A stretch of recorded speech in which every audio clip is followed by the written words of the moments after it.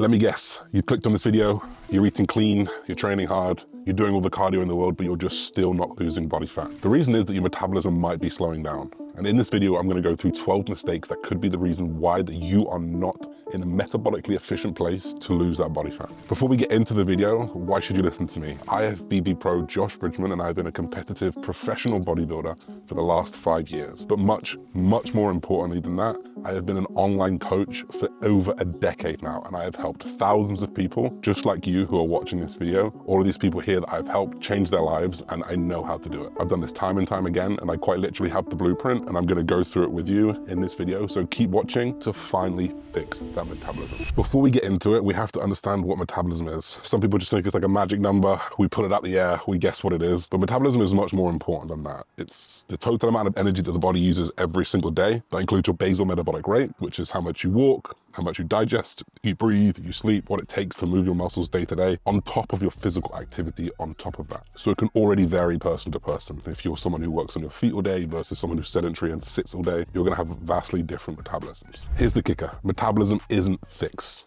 We are adaptation machines. What we do for a long period of time is exactly how we are going to adapt. So if we constantly undereat and constantly overdo cardio, your body's gonna adapt to that. And we have to unadapt it or fix the adaptations in order for you to fix your metabolism. So now we've established the ground rules of what metabolism is and what affects metabolism. I'm gonna start to delve into the 12 points that I think could be affecting your metabolism. And as you go through this, if one of these resonates with you, drop a like, drop a comment, and let me know which one it is. Number one, you've been eating too little for too long. You've been in a calorie deficit for a long period of time now.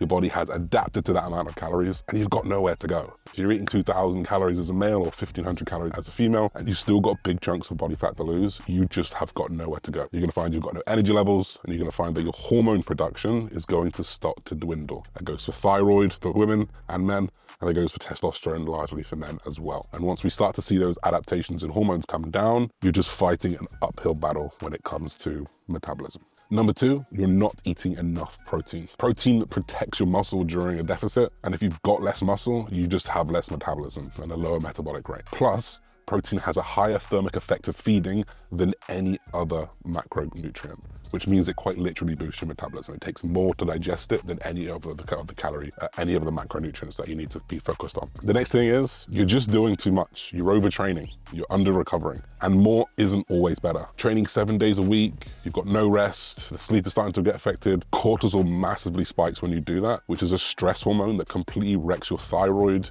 your energy, and also your metabolism. And once you start to overtrain and under-recover, just naturally, your body's gonna wanna do less. So you're gonna sit around more, you're not gonna walk as much. You're also gonna walk slower, you're gonna have less effort when you train, which can massively affect the calorie output that you have, which again, lowers metabolism. Number four is gonna be poor sleep. You're just not focusing on getting your 7 hours of sleep. We know that sleep works in sleep cycles, usually they're 90 minutes long, and we know we want about 5 of those per night, which is about 7.5 hours. There are very, very, very few people that can function efficiently under 7 hours. You might feel like you do, but trust me, when you get to 7.5 hours, you're gonna feel a whole lot better. Good sleep quite literally burns body fat quicker and builds muscle easier. It also messes with your hunger hormones. Both ghrelin and leptin are your hunger signaling hormones that help with not only cravings, but how full you feel. And if you're constantly undersleeping, or you've got skewed sleeping every single day, you're constantly having your hunger hormones go up and down, which is gonna massively affect your cravings and also how full you feel, making the whole journey just a lot more difficult. Number 5, maybe you've got low NEAT, which is non-exercise activity thermogenesis. Basically walking, fidgeting, standing, all those things, like I mentioned earlier, just become less and less and less as your energy systems start to dwindle, as you start to overtrain. And if you mix all of those first 4 points that we just mentioned into that, you're just gonna move less. So if I take away 100 calories, but you move 100 calories less, nothing happens. You stay the exact same. And this is quite often the case through a lot of lifestyle clients that I get, is that they get more tired, they feel more fatigued as they come down in calories. The goal is to keep that NEAT at a really, really good level. And there's a few techniques that we'll talk about later in the video that can completely solve that. Super easy. Number 6 is just doing cardio, no strength training. For sure, cardio burns calories in the moment, but strength training builds muscle, which increases your metabolism. And we have to have a fine balance of the two to not only maintain and build muscle, but to also build calories. So if you can get a good combination of those two things, then it's going to massively improve your chances of having a better hormonal balance, a better metabolism, and to reach your goals of fat loss. Number 7 is just moving things too quickly and cutting your calories and cutting your carbohydrates way too quickly. Carbs fuel your workouts. They give you energy, they help your recovery, they help your brain function. So if you just massively reduce those things, you're going to find that you have a much harder time losing that body fat because your metabolism is starting to dwindle. Of course, it doesn't mean you have to overeat carbohydrates, but it means you have to not just go zero. You have to find that balance so you can move more, train harder, and have more effective workouts to effectively boost your metabolism. Number 8 is going to be you don't take diet breaks or refeeds. Now, this isn't an excuse for everyone to go for a cheat meal, but diet breaks quite literally work. They give you more energy, they replenish your glycogen stores, they have a big impact on your recovery, and they will help you push for longer. A good example of how to do a diet break is to push for like 6 to 8 weeks, and then maybe you take like 3 to 4 days at a maintenance level of calories. It is not an excuse to overindulge in calories and to overeat.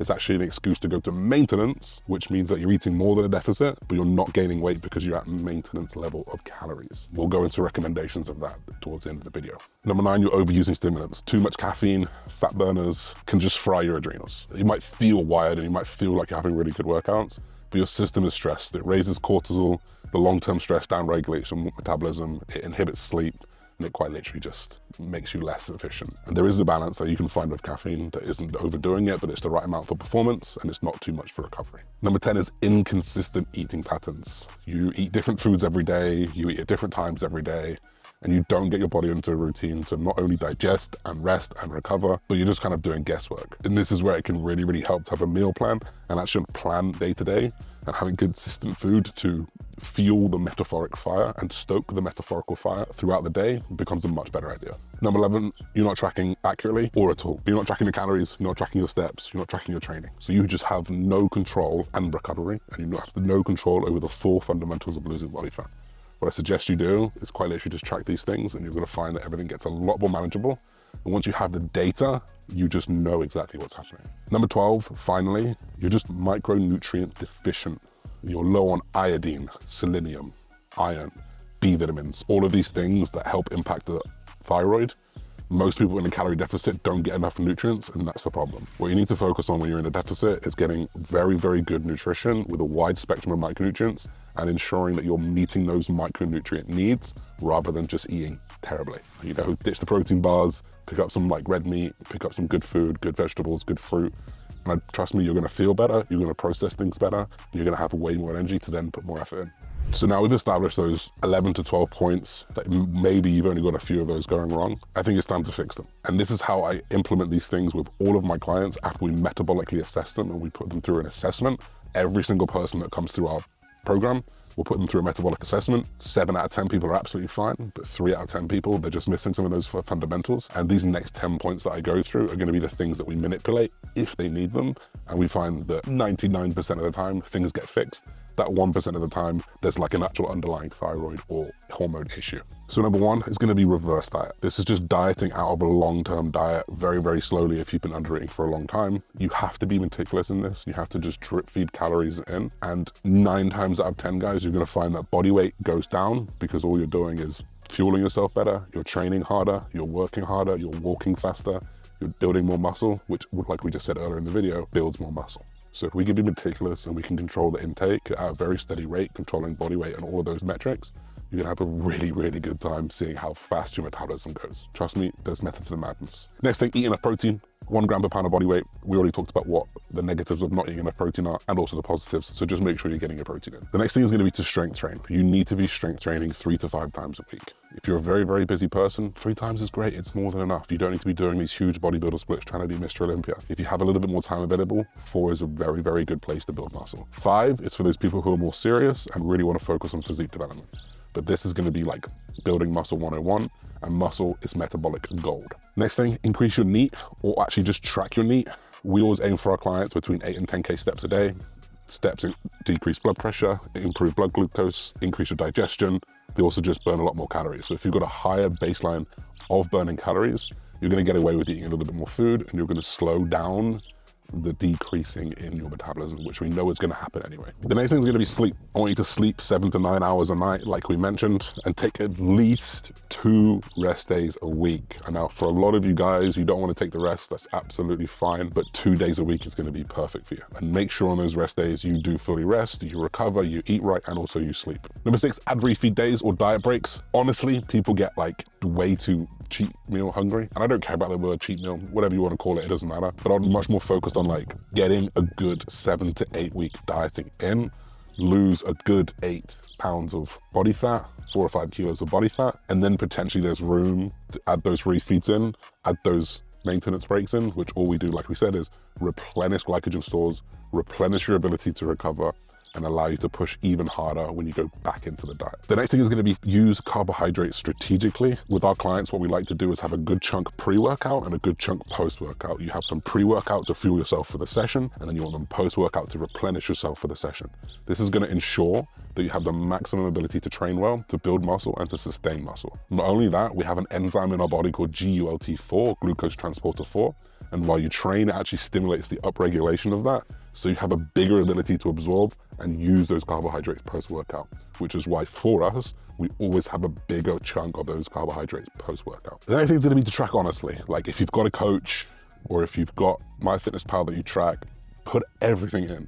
The sauces, the spoonful of peanut butter you have before bed, like put it all in and be completely honest with yourself, because you'll be so surprised how quickly that those kind of, I don't want to say empty calories because we still encourage sauces and seasonings, but you'll be surprised how quickly those tally up. And the last thing that you want to do is take down the macros, like take down your good whole carbohydrates, good whole proteins and fats, and then those sauces start to creep up.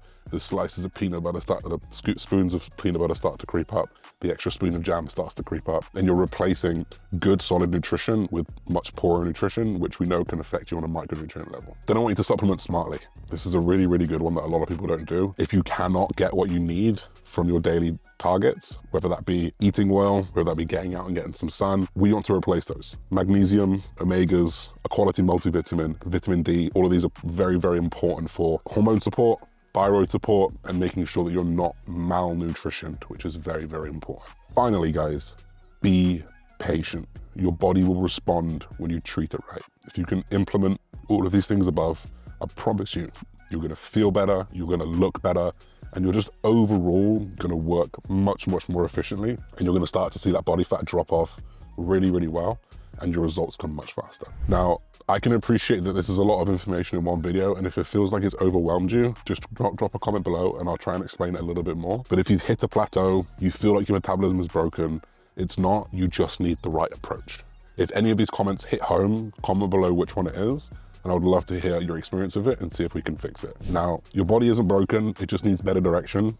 And if you find that you can't get the direction, even after this video, I'm a one-to-one coach. I will work with you one-to-one to make sure that we fix your metabolism, fix your fat loss, and get you the body of your dreams. All I want you to do is hit the link that I pinned in the comments or in my description box. You can book a completely free call with me, run down your whole life and see if there's any obvious fix that we can do. And if we can help you, we absolutely will. So guys, I hope you enjoyed that video. I hope this makes sense. And if you have any comments or anything like that, don't forget to drop me a DM on Instagram at Bridgman or a comment in the description box. Thank you for watching, and we will see you in the next video, people.